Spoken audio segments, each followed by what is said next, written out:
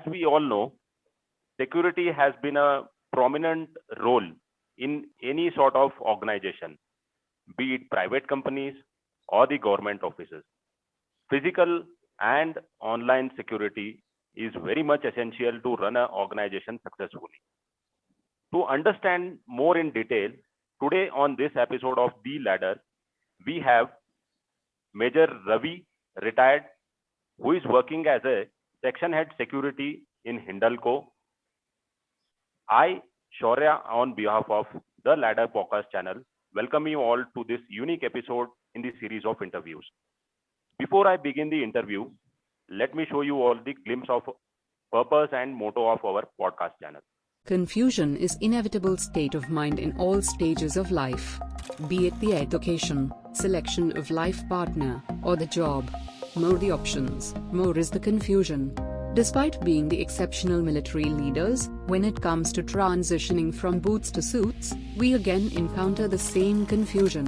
Which job profile to select, what certification needs to be done, and where do we start are all questions that haunt the mind. We at The Ladder bridge this gap of unknown queries by interviewing veterans who are already well settled after their transition. We bring you their valuable experience and share guidance so that you all are benefited. Following the motto of once a soldier, always a soldier, we're here to fill that gap of mentoring and guidance so that bonhomie of armed forces fraternity remains intact. Let me welcome our guest today. Major Ravi was commissioned in the infantry regiment of prestigious Kumaon regiment, and he served the Indian Army for 10 years. He has served the country in various parts from peace to field locations. And being in the infantry regiment, he is very much qualified in security aspects. Post-retirement, after leaving the army, he worked in the IPL as a security manager for a short while. And after that, at present, he is serving in Hindalco as a section head security. Good morning, sir. I welcome you to this channel and today's episode. It's a very honor and privilege to interview today. Good morning, Shaurya. Pleasure is all mine. Sir, as I was going through your profile, sir, it is very justified that since you were in the infantry regiment, was it easy for you to select only for the security job, sir? Okay, Shaurya, as you brought out, now the general mindset amongst army officers and even in the lower ranks is that since we have served for a better part of the time taking care of the security aspects from the army point of view, so security is something that would come natural to us. Now, here I would like to clarify that security as a profession, and if I specifically talk about industrial security or security that is related to multinational companies or others, it is entirely different. The myriad aspects of security in the industrial setup or in the private sector, corporate sector, are mostly inclined towards protection of assets. By protection of assets, I mean securing vital information or preventing sabotage to material or property of high value. So security within the army, security in the industrial setup, two different things altogether. And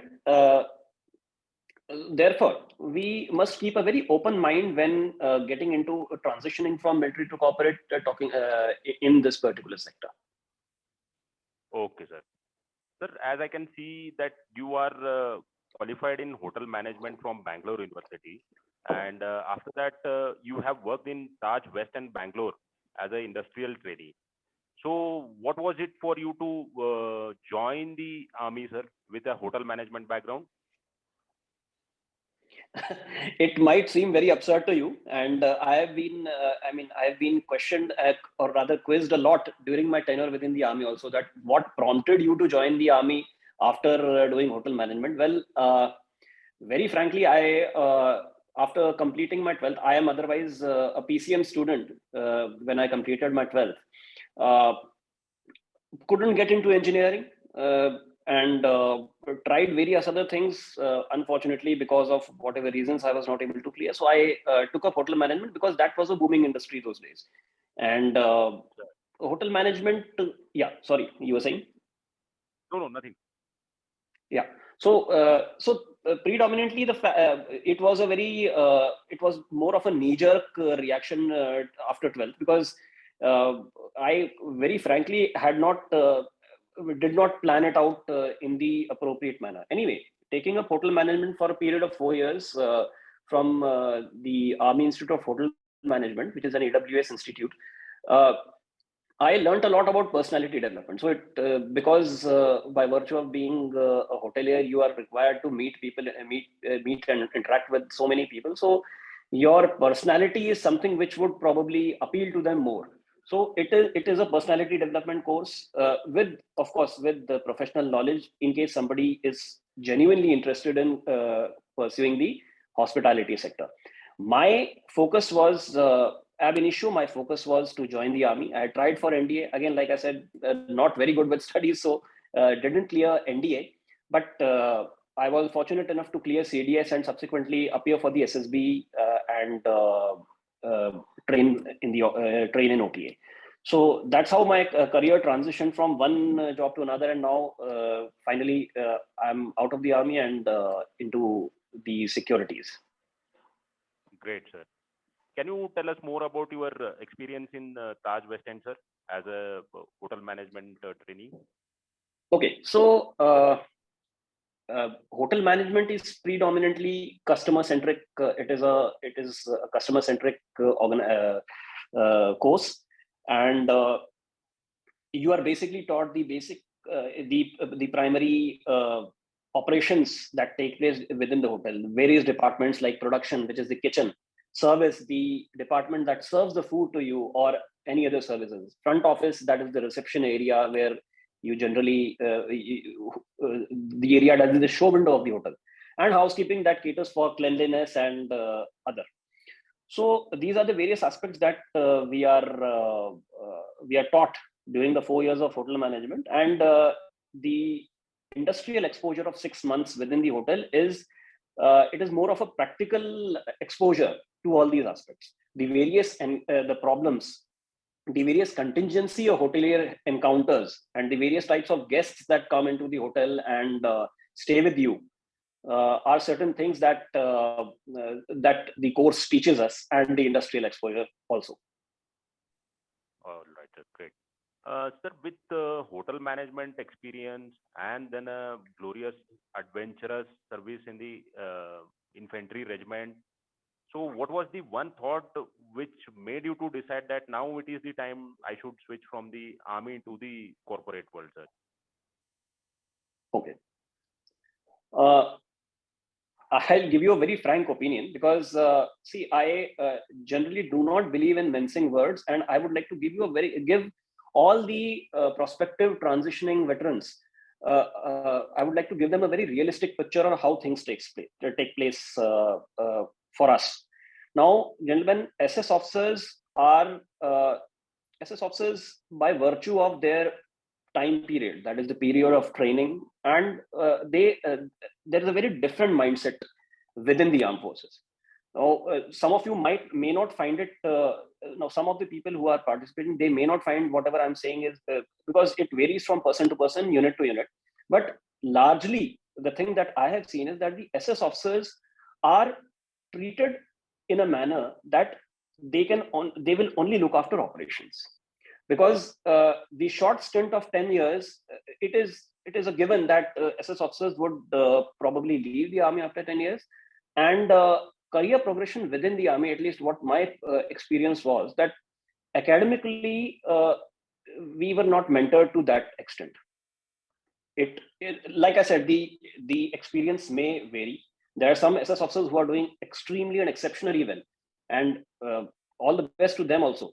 But I'm giving you a very personalized experience, because these are the certain challenges which many of us tend to face. Unfortunately, by virtue of us being in the service, it is never brought to the fore, because generally we tend to keep it within ourselves. But if you want to understand a very realistic version of the transition, then I would be able to tell you better. So now, answering your question about when exactly I thought to transition, well,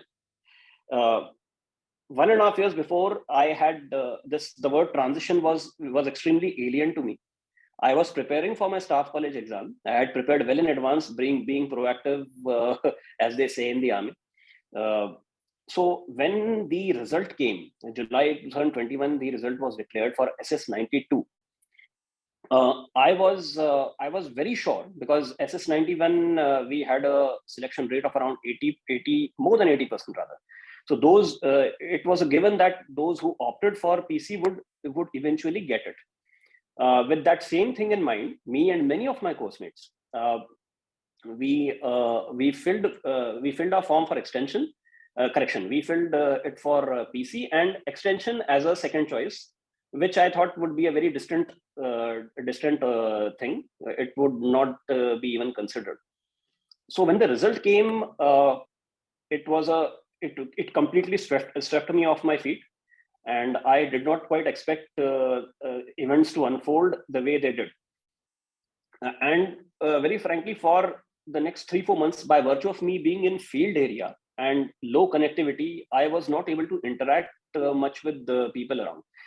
So for the next 3 to 4 months, it was actually a very difficult phase in my life, because firstly, when you are expecting something and something else happens, which you do not expect, it becomes very difficult for you to adjust and realign yourself to the requirements. But eventually, then I took around 20 to 25 days off. I requested my CO for leave. When I got the leave, I firmed on to the option that now, since there are no growth options available within the army, because extension is for a period of 4 years, and during these 4 years of extension, your growth is more or less stagnant. It will continue to remain the way it is. And even we were not being considered for posting outside the battalion. So I thought it would be a prudent decision to put in my resignation and explore for opportunities in the private sector. So that is how my transition took place. And it was, I would say, it was like many of my previous decisions. It was a very haphazard decision that I made, but nevertheless, I was very sure that I would not want to continue an organization that has not given me permanent commission. Sir, to understand whatever you have explained so far, even if we are not prepared for our release or switching from military to corporate, it is not that much difficult to get hold of any job within couple of months. So taking on to that, sir, now I would like to know, why did you prefer only the security job, sir, since you had a hotel management background, although your profile is very suitable for the security role? But what was in your mind to select the security role, sir? The security that caters for that looks after an industrial setup is entirely different, in the sense that the requirements would not be similar, but the general mindset and the procedures that accompany, they are more or less on the similar lines.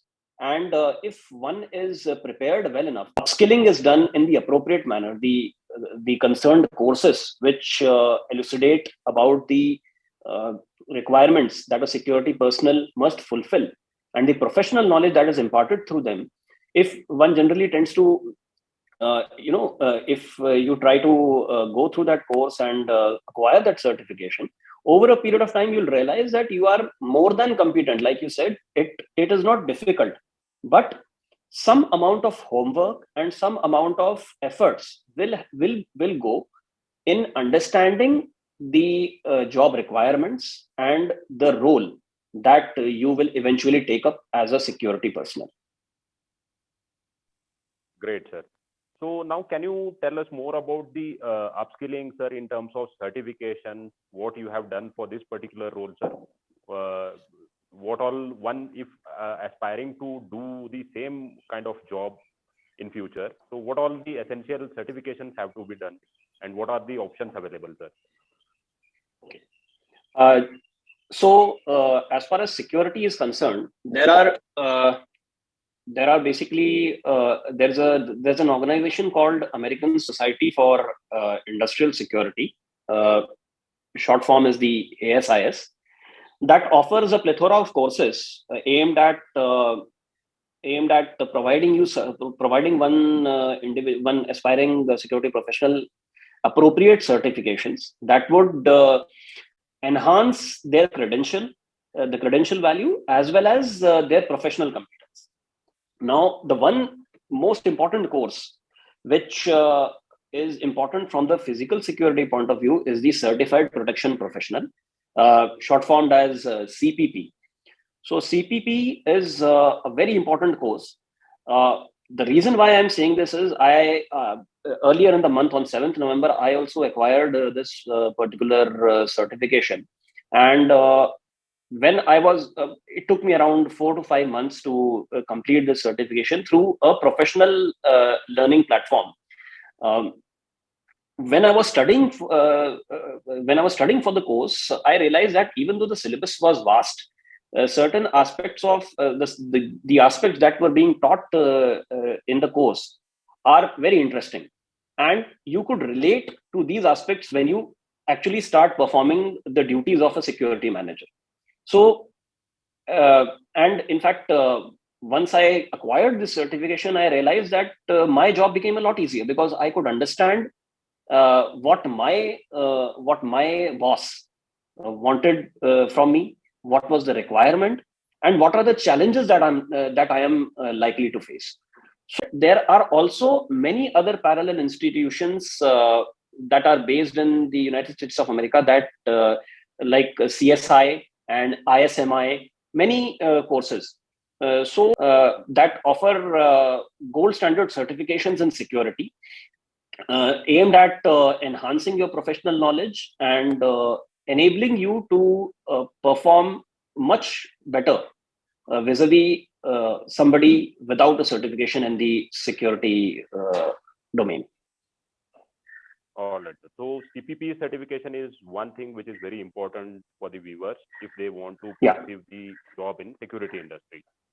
Correct. Sir, apart from this certification, did you take any external assistance for resume building or LinkedIn profiling, sir, or any on-site, online job site, sir? And I take pride in the fact that I have got placed with zero contacts in the private sector during my transition. Luckily, I had a friend, rather a college senior, who has been an HR recruiter who has an HR recruiter experience for about 10 years and working as a trainer. So so after transitioning, I through hearsay and some basic consultations with my friends, I prepared a 3-page resume. I put in a lot of jargons, military jargons, and the likes. Made it a very lengthy resume. But eventually, I realized I was not getting calls. So I asked this friend of mine, what exactly is the problem with my resume? Why am I not getting hits, or why am I not getting calls from recruiters? So he gave me some very important pearls of wisdom, which I would like to share with you all. Gentlemen, your resume is your face once you come outside the army. So it speaks about your professional experience, but it has to be presented in the appropriate manner. Just like in the army, when an examiner evaluates your answer papers, there's one predominant thing, or a very important thing that he is looking at, is keywords. So if those keywords are not there in your resume, you will not get your profile will not be selected. Now, by keywords, I do not mean military keywords. Nobody is concerned whether you have been a company commander, a battalion commander, or killed terrorists, or apprehended narcotics, explosives, and the likes. That is not what they are looking at. They are looking at your key skills, which are important from the corporate point of view. I would quote something like administration. So administration is one very very strong skill that an army veteran possesses. So administration is a keyword. Crisis management is a keyword. Physical security is a keyword. Okay, and investigations is another keyword. Then talking about stakeholder management, for those of you who have worked in RR or NSGs, who interact with civilian population. So I've just given you a few examples. These are certain keywords that you need to put in your resume, and based on these keywords, your profile will be earmarked for subsequent calls by recruiters, and then thereafter considering you for an interview. This is one aspect. The next aspect is your experience. So your experience has to be a crux. For those who are freshly transitioning, their resume should not be more than one page. I've already shared my resume with Shaurya. So after this particular thing, you can share that resume, and so you will be able to get a fair idea of what a resume should look like. I'm not saying it is the ideal one, but this is how I have prepared my resume, and trust you me, it has helped me a lot in getting calls from recruiters. Now coming to the second part, registering yourself on job portals. So LinkedIn, again, gentlemen, LinkedIn is a professional platform. You have to use it in a manner that your professional image, it is actually a social media site, but people have till now, I am very active on LinkedIn, and I have realized people they start using LinkedIn as Instagram. It is not supposed to be used as that. It is a professional forum, a professional platform which should speak about your competence as a professional in whatever field you are pursuing. So the articles that you post, it is not like Twitter or Instagram, where somebody posts some political some particular event, and then you start posting memes or trolling or elucidating your point of view, showcasing you in bad light. You are required to share professional things on LinkedIn, something which is inherent to your profession, some of your experiences within the army. That by the way is a much sought after thing on LinkedIn. So LinkedIn should be utilized as a platform to grow your professional network. Let me just give you a hypothetical example. When you come out of the army, you can maybe write your experiences that you faced in your 10 years, whatever challenges or whatever experiences you've had in the army in the past 10 years. Those can be elucidated on LinkedIn in the appropriate manner. I got retired in January 2022, this year itself. So the moment I came out, I wrote a small blog in which I mentioned that I have now transitioned from military to corporate life, and my aim would be to that particular post. It got around 10,000 hits, 10,000 views. So much to my amazement, because see, you must understand, army personnel, loved or hated, are somebody. I am not very sure what the private sector has, what perception they have, but we are generally perceived. We are generally perceived as hardworking, simple people who know how to get a job done. So once you prepare your profile in that way, your LinkedIn profile, it would speak. People will start noticing you. Your recruiters, mind you, gentlemen, more than 99%, I mean, more than 95% of the recruiters, they are on LinkedIn. And sooner or later, your profile, your LinkedIn profile will be assessed. It will be visited by people who want to hire you in future. So when you do that, LinkedIn will buttress your image as a thorough professional who has the potential and who can be considered for future employment. Now coming to job portals, gentlemen, I was the recruiter. He called me. I received the call when I had registered my profile on Naukri.com. So Naukri.com is one such platform. So the aim should be to float your resumes on as many job portals as possible. Recruiters keep checking because see, the job opportunities are manifold. Recruiters require people, and now with the major giants like Amazon, Wells Fargo, or even JP Morgan and Chase, big multinationals, initiating the veteran drive, other companies have also followed suit. So that general trend of veteran hiring, because now a lot of trained manpower like veterans is available in the open market. So obviously people would want to hire people with good work ethics, with who understand the basic values of honor, duty, loyalty, and affiliation with a particular organization. So the market is ripe, but you need to understand that every company has its own standards. Every recruiter has a certain they would want things in a certain manner. So you need to present yourself as according to that. And once you do that, you will definitely get quite a few calls from recruiters and people whom you want to pursue. Sir, that's a great insight that you have shared, sir. One thing I would like to mention that resume must have the keywords which the specific job role or the company is looking for. Second, the LinkedIn profile is very important, and given a time, one should invest a lot of time and their interest in building up their LinkedIn profile. And definitely online job sites are there to help you. So one should explore those sites also. So now, can you explain more about your role specifically in the Hindalco company, sir?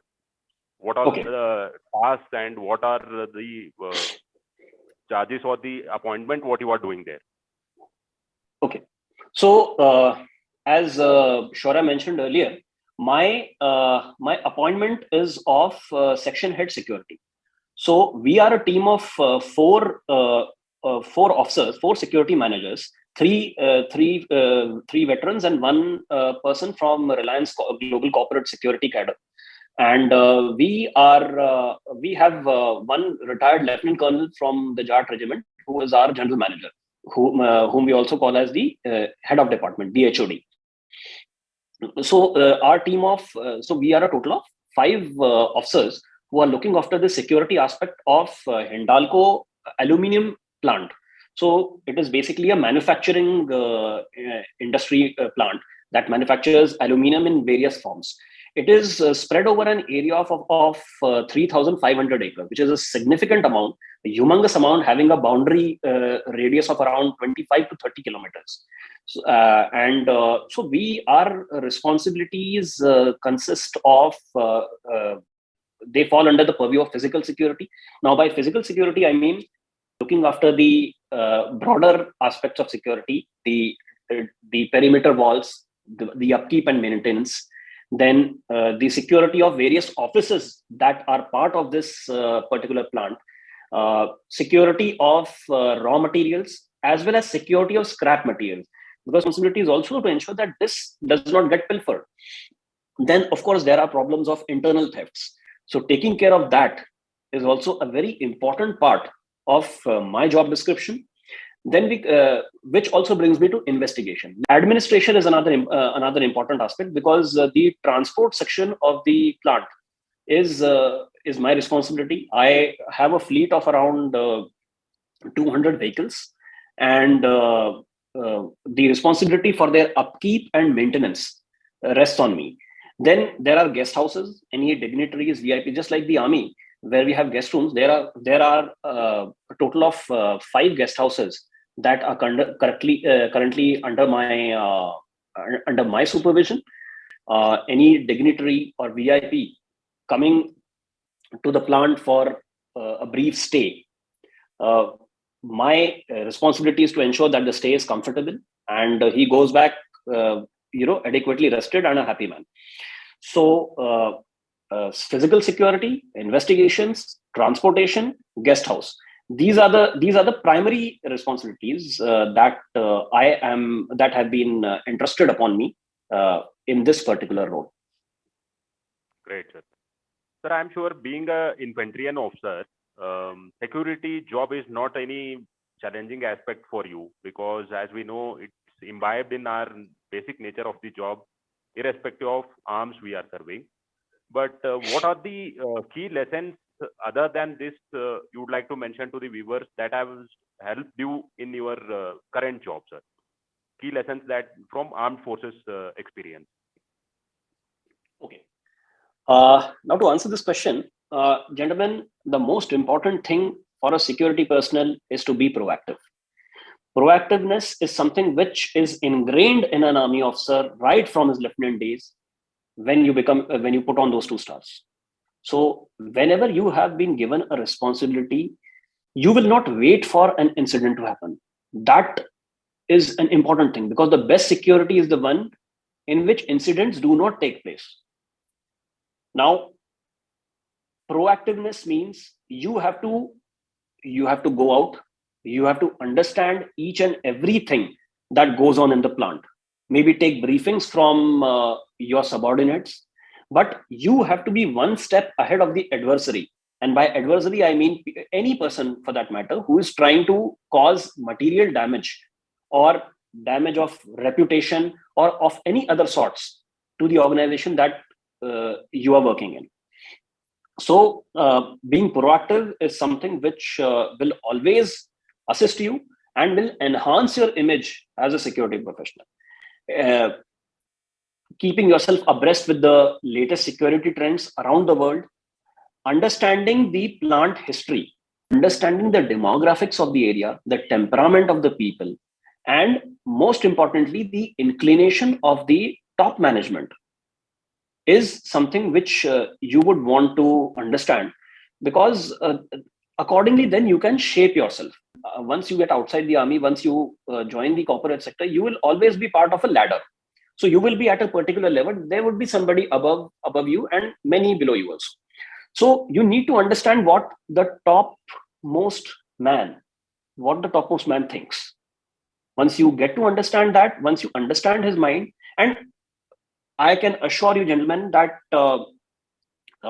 after putting in so many years in the army, you will be able to read an individual's mind. That comes with experience, and we are adequately experienced enough to understand what the management wants.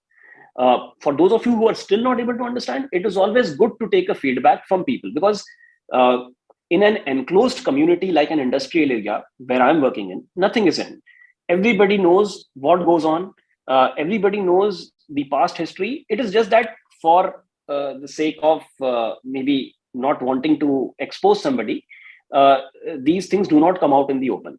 But an institutional memory in there it would always be in some form or the other. You would eventually be able to understand what goes on. So grasping that institutional memory is something which would hold a lot of importance. Now, important thing is to be proactive. Then keeping yourself abreast with the latest trends within the security industry, followed by understanding the institutional memory, the plant history, the area where you are serving. So these 3 aspects are something which are very important. Also, it is important to establish a good rapport with people who are around in the plant. See, gentlemen, liaison is something which comes naturally to us, because there should not be any ego issues. See, understand, as army personnel, definitely we are somebody, we are a class apart. We must maintain that. But then that false sense of pride should not get ingrained in our minds. Always maintain your composure and your conduct as a veteran, but at the same time, try to be more interactive. Try to break the ice between you and the person in front of you, who is in most of the cases a civilian. Civilians also, they hold us in very high regards. We have a transitioned veteran ab initio has a very good impression. So the need of the hour is to maintain that and build further upon that, so that your reputation as a security person or any field you pursue, it travels. And gentlemen, I can assure you, the first job you take, you serve for a particular time, and then when you transition into a different job, your reputation precedes you. And I have seen it because and I wasn't expecting that to be, because when my HR manager told me that your previous employer has given so and so feedback about you, I was zapped. I used to think that people work in isolation, the companies, but I realized that it is your employer, your prospective employer, will carry out background checks. Regardless of the fact whether you are a veteran or not, your background check will be conducted. Your previous employers, whether it is the army or any other organization for which you have worked, will be approached to get a general idea of how you work.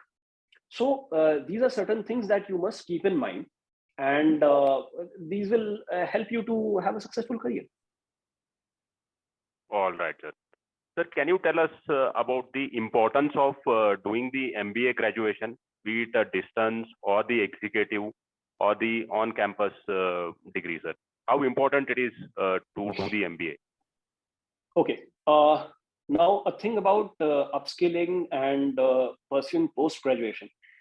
Gentlemen, when we come out of the army or when we are in the transitioning phase, I was also suggested by many people to pursue executive MBA. Executive MBA, the advantages of pursuing that would be, the most important thing is a good professional network. Gentlemen, please understand that corporates, placements within corporate works on your professional acquaintance. Now, if you are connected with good people who are professionally competent people, or who have a say in the overall recruitment procedure, you will be in a position to acquire a better role or a better job suited to your requirements. So executive MBA, once you get that tag, there is also a perception that MBA and executive MBA is a higher version of MBA. Gentlemen, it's not. It is more or less the same. The roles and tasks are slightly different, and maybe the time period varies to some extent. But having an MBA is important to pursue maybe some jobs in multinational companies, or companies, if somebody aspires to grow professionally, not within the country but outside also. So that opens your career avenues and opportunities in that area. But here again, a word of advice, gentlemen.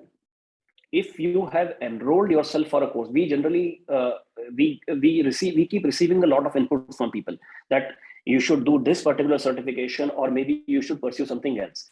Gentlemen, please do not take on 2 or 3 subscriptions at the same time. If you want to pursue something, please take it one step at a time. And I can give you an example from my own this thing, because I enrolled for a diploma in human resource management, because I initially was thinking about pursuing a career in HR. Sooner I realized that I may or may not be ideally suited for HR role, and my interest shifted to security. So I started pursuing CPP also. Now I have two programs that I need to pursue, and I could finish only one. And more often than not, you will also find people who have taken 3 or 4 programs together, and they are not able to progress in even a single one of them. So please do not do this mistake. Pursue your certifications one at a time. All right, sir. Sir, one last question, sir. What is the most important thing that you miss from the uniformed life in your civil job, sir? The most important, although there are so many things that I miss, the most important thing that I miss is the quality of life. And very frankly, the sense of identity, the sense of association. Now, by virtue of us being in the army, being in that uniformed way of life, where everything is so accurately measured, and we are under the scanner 24/7, either by our superiors or even by our men, where we look up to somebody continuously, and we are also looked up to our juniors and everybody. So and having that, you'll realize that when you go to this, when you transition into corporate life, you will find very very polished people, but they would not have that, that one particular factor, which maybe your Johnny would have, the military way of life. So that bearing and the procedures, the prompt response to things, that is something I truly miss in the army. And most importantly, there are some people who get used to that lifestyle. There are some people who are not able to adjust to the army life. I mean, we keep saying in the army that you must keep your men busy. Over a period of time, when we are in the army, we start realizing, we yearn for a situation where we want some free time, time with our family, time with our kids. But once that thing is taken away from us, you'll start realizing that you've got plenty of time. And eventually you start missing it. You start missing that that constant pressure to deliver, so that is something which used to be that used to be a erstwhile driving factor, is now gone. So that of course is from my point of view. People may have varied opinions, but that drive to work, that sense of belongingness, the identity, the pleasure of the command of troops is something that I truly miss. Very well said, sir. It is always said to that it is not the job, it is the way of life what we were doing, one was doing in the armed forces profile. So it was a great session, sir. Thank you so much for your valuable time. And I am sure people who are willing to pick up the job in security aspect, they will be definitely benefited by this session, sir. Right from the certification, resume building, and the work nature. I'm sure it will be a very insightful for them, sir. Thank you so much for your time, sir. It was an honor interviewing you, sir. Thank you, sir. Thank you, sir.